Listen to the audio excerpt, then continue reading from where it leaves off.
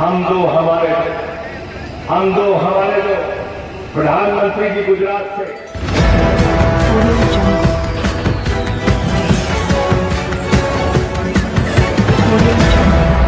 संजय सिंह ने कहा, भाजपाइयों की बंदरखोरी से डरने की जरूरत नहीं है।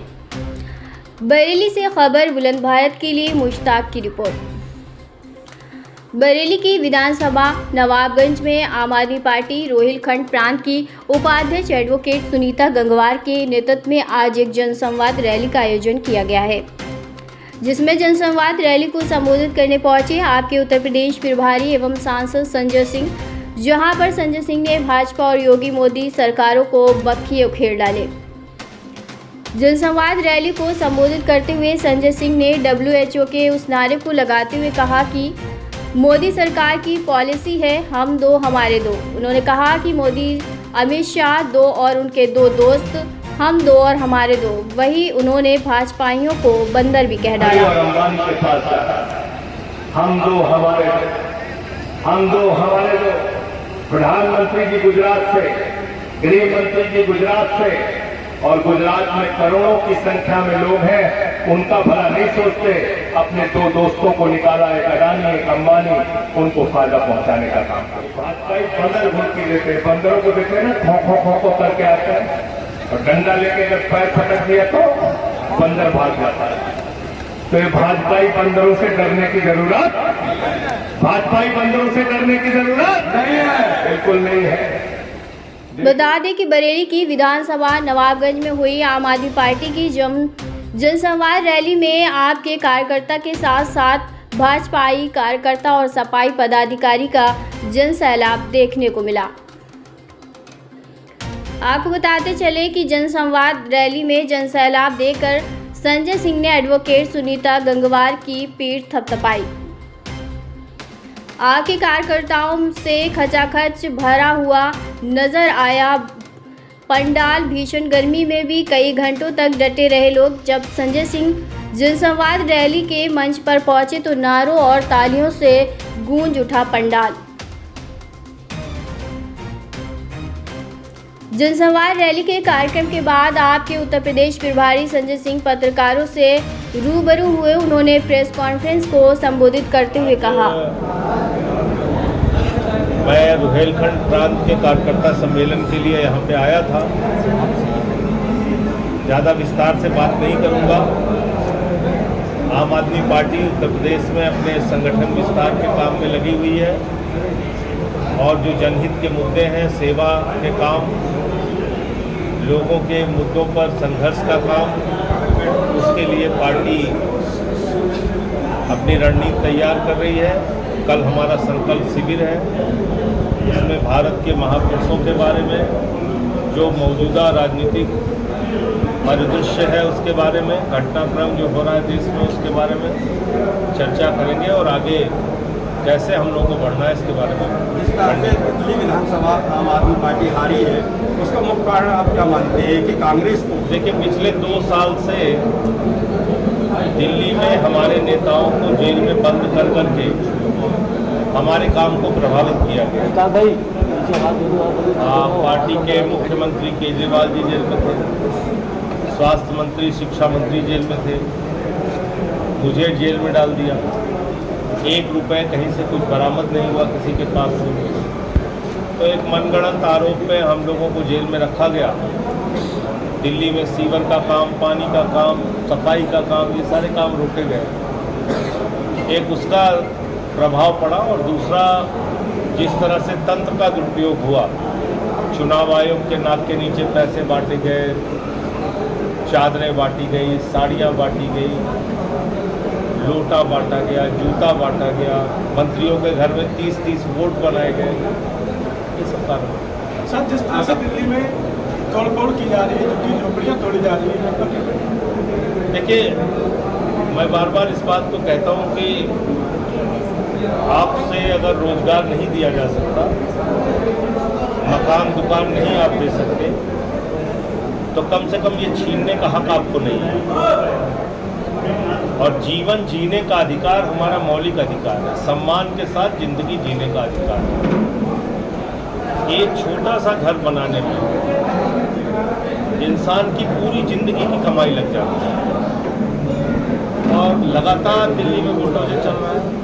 कौन लोग रहते हैं यूपी से, बिहार से 40-40, 50-50 साल से जो लोग गए, कोई बरेली से गया, कोई अमरोहा से गया, कोई मुरादाबाद से गया, कोई मेरठ से गया, कोई बागपत से गया, कोई मुजफ्फरनगर से गया, कोई हमारे पूर्वांचल से गया, कोई बिहार से गया। आप उनके घर तोड़ रहे हैं। मद्रासी कैंप के घर तोड़ दिए गए, जो बेचारे 70-70 साल से तीसरी पीढ़ी वहाँ पे रह रही, तोड़ दिया। सर, आपने नवाबगंज के मुद्दे उठाए हैं, अभी भी बहुत सारे मुद्दे हैं नवाबगंज में, क्या करेंगे? अगला स्टैंड सुनीता जी की तरफ से क्या होगा? देखिए, स्थानीय मुद्दों पे संघर्ष ये हमारी रणनीति का हिस्सा है और सुनीता जी ने आज बहुत सफल सम्मेलन यहाँ पे कराया। हमारा अभी एक ही लक्ष्य है, जनता के मुद्दों पे संघर्ष करना और श्रमदान, सफाई कार्यक्रम, वृक्षारोपण, रक्तदान, ऐसे कुछ सेवा के कार्यक्रम करके जनता के बीच में जाना। आगामी विधानसभा में आप गठबंधन के साथ ही चलेंगे, इंडिया गठबंधन के साथ? देखिए, हम अभी पूरा फोकस अपना अगले साल होने वाले फरवरी-मार्च में होने वाले जिला पंचायत चुनाव पर रखते हैं, तो उसको हम अपना सेमीफाइनल मान के चलते हैं और उसके हिसाब से हमारी तैयारी गाँव-गाँव तैयारी 1 जुलाई से हर घर संपर्क अभियान हम चला रहे हैं। और जो हमारा मुद्दा है शिक्षा और स्वास्थ्य का, आम आदमी के हितों का मुद्दा, वो मुद्दा हम लोगों तक पहुंचाने का। एक बड़ा मुद्दा उत्तर प्रदेश में धार्मिक स्थल खोलने का, एक ही समुदाय के, उस पर आप क्या आने वाले समय में देखिए, अगर आप सरकार आती है तो क्या करेंगे? देखिए, पहली बात तो ये समझ लीजिए कि ये किसी के सगे नहीं है। काशी कॉरिडोर के नाम पे 300 से अधिक मंदिर तोड़े गए, उसकी चर्चा तो नहीं होती क्योंकि मोदी जी तोड़ रहे हैं। अयोध्या में विकास के नाम पे कितने मंदिर और घर तोड़े गए, लोगों के रोती बिलखती तस्वीरें आई। तो जहाँ भी इनको मौका मिल रहा है, मंदिर हो, मस्जिद हो, लोगों के घर हो, दुकान हो, ये बुलडोजर चला रहे हैं, तोड़ रहे हैं लोगों। अब इनकी राजनीति को आप कैसे रोक सकते हैं? सुप्रीम कोर्ट तक ने कहा है कि पहले लीगल प्रोसीजर आप फॉलो करेंगे, तब आप किसी का घर तोड़ सकते हैं। मेरे खुद के गृह जनपद में सफाई कर्मियों ने मकान तोड़ दिए जिलाधिकारी, मैं उनके खिलाफ हाईकोर्ट जा रहा हूँ। तो इसलिए मैं वही तो आपसे कह रहा हूँ, हर बात के लिए चुपचाप बैठना वो ठीक रणनीति नहीं है और इसके लिए जनता को भी सड़कों पे आना पड़ेगा। जहाँ कहीं भी अगर आपके साथ अन्याय, आप सवाल पूछेंगे मैं जवाब दूंगा, चला जाऊँगा। एक लास्ट सवाल सुन तो लीजिए। इसलिए ये बार बार ये कहना कि ये हो रहा है, वो हो रहा है, जो कुछ भी गलत हो रहा है उसके खिलाफ हमें निकल के सामने आना पड़ेगा। यही मैंने आज मीटिंग में कहा। केंद्र सरकार के 11 साल पूरे हुए हैं, उसमें जगह जगह कार्यक्रम किए जा रहे हैं। आप बताइए क्या बताएंगे? वो 2 करोड़ नौकरी का वादा उन्होंने किया था, नहीं पूरा किया। 22 करोड़ नौकरी मिल रही थी, 22,000 नौकरी नहीं दे पाए। उन्होंने कहा था काला धन लाएंगे, 15 लाख हर खाते में जाए डालेंगे, वो तो खैर छोड़िए, जुमला निकला। काला धन का के नाम पे क्या किया इन्होंने? नोटबंदी किया, और नोटबंदी के बाद जितना पैसा मार्केट में गया था वो सब वापस आ गया बैंकों में।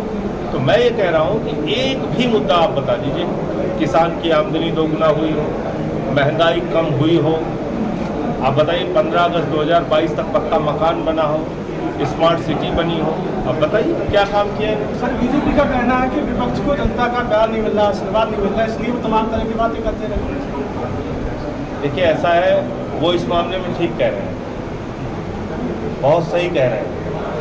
विपक्ष अपना प्राण भी दे देगा तो उनको तो ये है कि बस ये चिल्ला के मर जाए, हमें जो करना है वही करेंगे।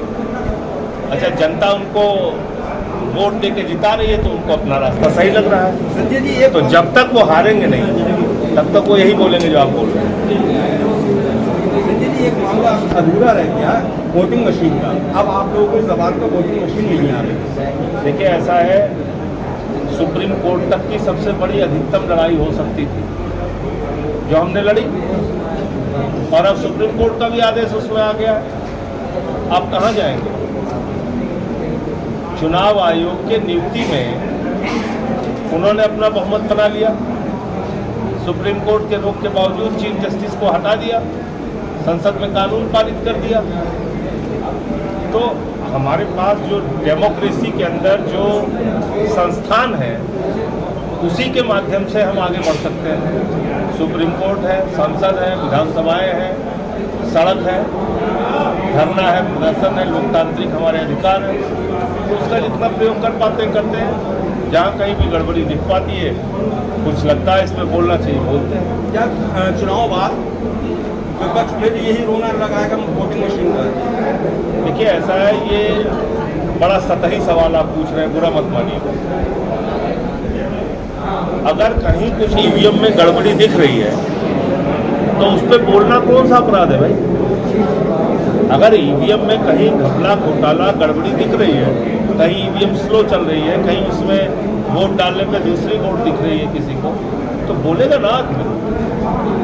तो इसकी कोई गारंटी हम नहीं दे सकते कि हम चुनाव के बाद बोलेंगे कि पहले बोलेंगे। जब भी गलत दिखेगा बोलेंगे। अभी आप जनसभा में वक्फ बिल अधिनियम के लिए कह रहे थे, क्या कह रहे थे आप? वक्फ संशोधन बिल जो बना उसकी जेपीसी का मैं मेंबर था, और इसमें ऐसे ऐसे कानून बनाए गए हैं इस वक्फ बिल के अंदर जो भारत के संविधान में दिए गए मौलिक अधिकारों के खिलाफ है। अब संविधान जाहिर सी बात है, प्रधानमंत्री जी ने तो बनाया नहीं है, वो तो बनाया बाबा साहब डॉक्टर भीमराव अम्बेडकर जी ने, हमारे संविधान के निर्माताओं ने, संविधान सभा ने।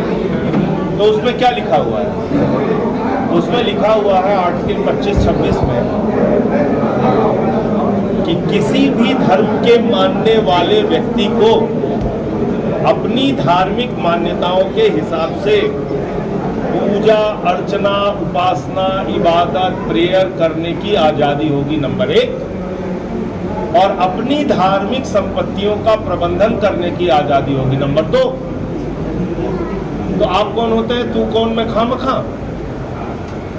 भाई जिसकी जो संपत्ति है उसके प्रबंधन की जिम्मेदारी उस समुदाय के लोगों को दीजिए। तो आम आदमी पार्टी इसका विरोध करेगी? किया हमने भैया, करेगी। आप तो ऐसे पूछ रहे जैसे हम सबसे ज्यादा विरोध किया, हमने सबसे ज्यादा जम के विरोध किया। अब मामला न्यायालय में पहुंचा हुआ सुप्रीम कोर्ट, तो आपको क्या इंतजार उम्मीद है करके हमें उम्मीद है कि न्यायालय भी इन बातों को देखेगा कि ये मौलिक अधिकारों का हनन है, और ये संशोधन बिल न्यायालय इसके जो कुछ प्रावधान है जो बिल्कुल भारत के संविधान की आत्मा के खिलाफ है, उस पर रोक लगाए। जैसे पिछले कई मुद्दों पर न्यायालय आपके आशाओं के अनुसार जजमेंट नहीं दे पाया, तो इसमें देखिए आने दीजिए फैसला, अभी से कुछ बोलना ठीक नहीं है।